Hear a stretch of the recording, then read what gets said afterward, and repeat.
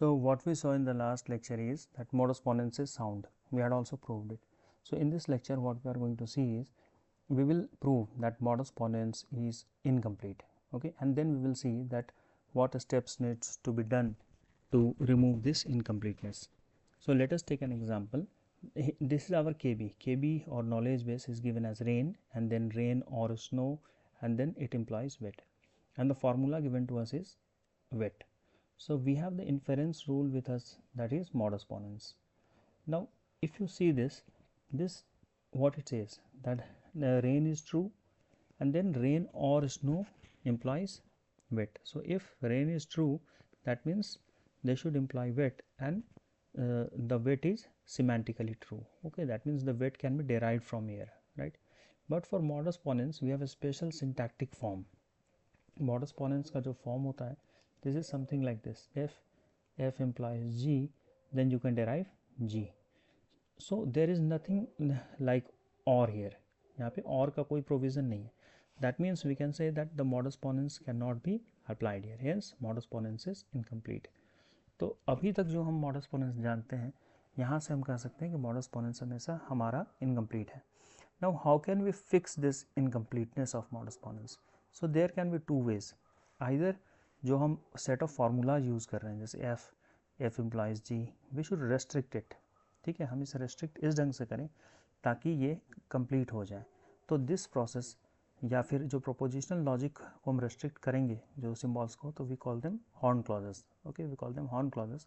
And the second way is कि like we are having inference rule, that is modus ponens. इस ढंग से हम अपने इन्फेरेंस रूल के दायरे को बढ़ा लें, and we can add some more powerful inference rules like resolution.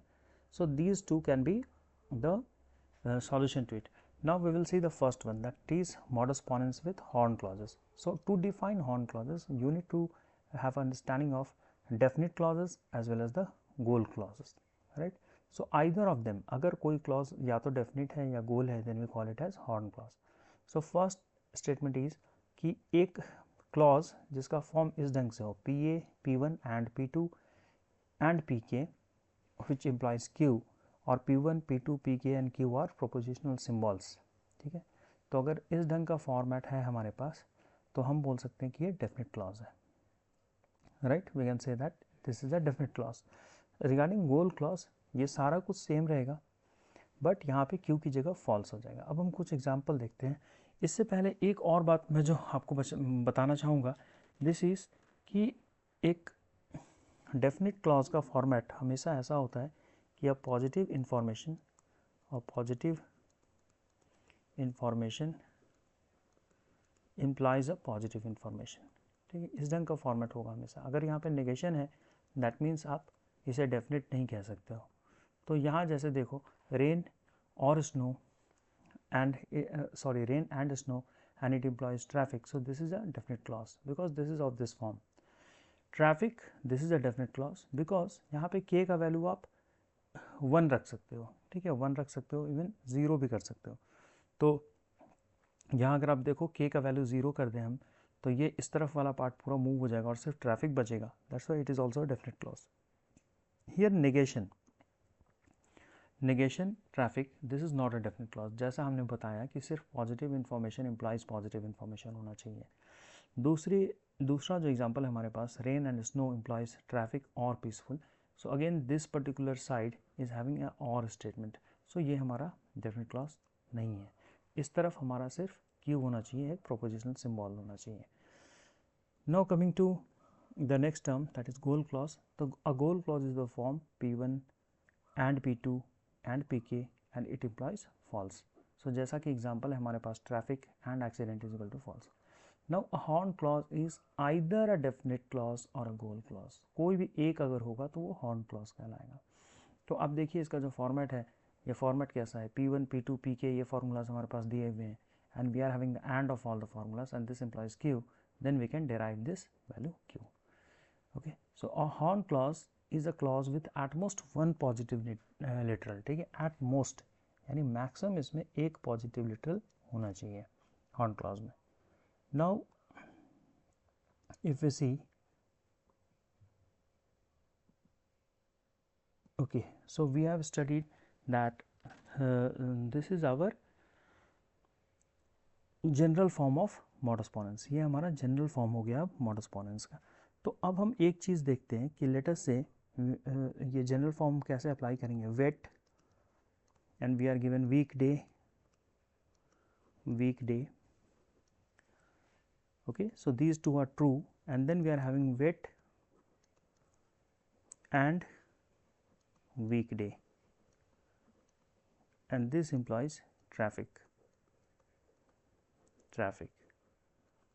okay. So what can be the conclusion from here? आप देखो wet true है, weekday true है, और ये इस फॉर्मेट में P1 and P2 and Pk like this। तो यहाँ से जो आपका conclusion है, that will be the conclusion here, that is traffic, okay. So this method has been applied, the general form of modus ponens, and we got this particular conclusion, okay. Now coming to the next part, and that is completeness of modus ponens, okay. So as we saw that modus ponens is एक theorem हम यहाँ पे लिखेंगे, theorem, इसके mathematical proof में हम नहीं जाएंगे। So we will see here modus पोनेंस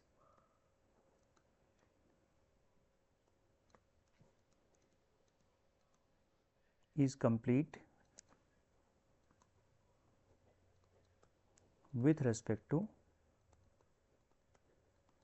horn clauses, ठीक है, with respect to horn clauses जो हमारा मॉडस पोनेंस होता है वो कंप्लीट होता है, राइट। नाउ सी, अगर हम आगे बढ़े अब, let us move forward and we will see now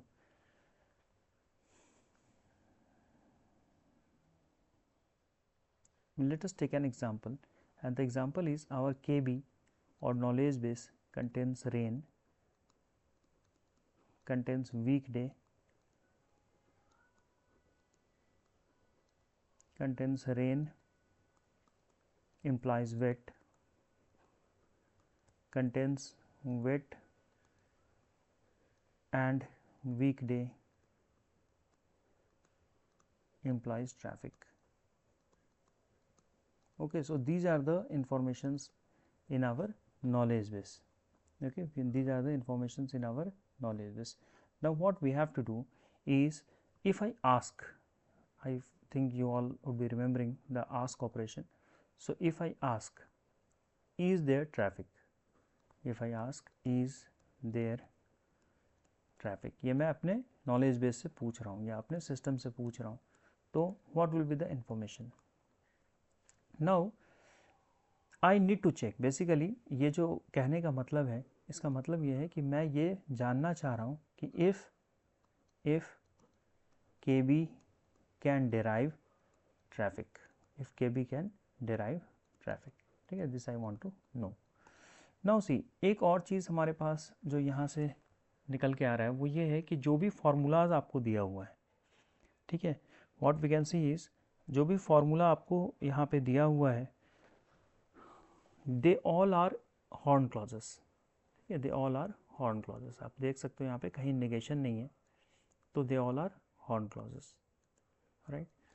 so if I prove, अगर मैं ये प्रूव कर देता हूँ कि KB derives ट्रैफिक, तो then I can also say that KB entails traffic, okay. ये भी मैं कह पाऊँगा लॉजिकली, इसीलिए बिकॉज हॉर्न क्लॉजेस पे जो हमारा मॉडस पोनेंस होता है वो कंप्लीट होता है, ठीक है, it is complete as well as both sound. तो अगर कोई proof system, if a proof system is complete, if a proof system is both complete and sound, both complete and sound, that means KB derives F, and this is biconditional with KB entails F, ठीक है। biconditional means कि either this implies this, either नहीं, this implies this and this implies this, okay. So यहाँ पे अगर मैं ये prove कर लेता हूँ कि KB derives traffic, then since the modus ponens is complete with respect to horn clauses, because every statement that we are having is horn clause, so modus ponens is complete and hence we can derive KB entails traffic. Is it correct? तो मेरा main M जो है ये derive करना कि KB derives traffic. तो हम देखेंगे कि मेरा मेन एम ये बेसिकली नहीं है, ये सिस्टम कैसे derive करेगा. तो let us say this is rain is given to us. ठीक है, this is clear. Rain is given to us. Also we have the information that rain implies wet. These two things are given to us. Now what we do here, we are basically ANDing these two. हम यहाँ पे क्या कर रहे हैं, AND कर रहे हैं. ठीक है, तो जब हम rain और rain implies wet को AND करेंगे तो modus ponens से हमारे पास आएगा wet. I think this is clear to everyone. Rain comma rain implies wet will give wet. Now see, हमारे पास weekday भी है दिया हुआ. ठीक है, we are having weekday as true. This is also given to us in the set of statements. So if the weekday and यहाँ देखो rain भी दिया हुआ है हमारे पास और weekday भी दिया हुआ है, और ये भी हमें पता है कि अगर weekday या wet ये दोनों का and है, that means if these two are true या फिर either of them are true, नहीं sorry, if these two are true then there should be traffic. So here we are having both of them as true, so they both should be able to derive traffic. ठीक है, तो यहाँ से मुझे मिल गया traffic.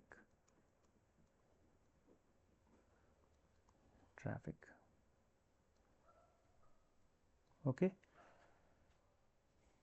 सो यहाँ से हम बोल सकते हैं कि since wet and weekday both are true, that's why we can derive that there is a traffic. Therefore we can say that KB derives traffic. KB derives traffic. Okay, तो KB जब derive कर रहा है traffic को, and since modus ponens is complete, modus ponens is complete because we are using only horn clauses. ठीक है, this implies that KB entails traffic. ठीक है, तो ये semantically भी ये करेक्ट हो गया, ये KB entails traffic. So this is how we can show, ये हम दिखा पा रहे हैं यहाँ से कि modus ponens को complete होने के बाद हम इसे अप्लाई कैसे करते हैं. अगर हम हॉर्न क्लॉज यूज़ करें तो फिर हम इसे अप्लाई करके अगर कोई चीज़ डेराइव हो रहा है तो हम उससे ये निकाल सकते हैं कि कोई भी इंफॉर्मेशन इंटेल हो रहा होगा. ठीक है, because the system becomes complete. So we will see in the next lecture about resolutions, कि रिजोल्यूशंस हम कैसे यूज़ करते हैं, because we will be moving to the next information जो हमारे नेक्स्ट पार्ट. पहला तो हमने देखा कि हम अपने फार्मूला सेट को लिमिट कर लें, where we saw about this particular thing, horn clauses, और जो नेक्स्ट स्टेप था हमारे पास that is resolution. So हम पहले resolution पढ़ेंगे, फिर साउंडनेस प्रूव करेंगे resolution में, फिर कंजक्टिव नॉर्मल फॉर्म पढ़ेंगे. Okay, thank you.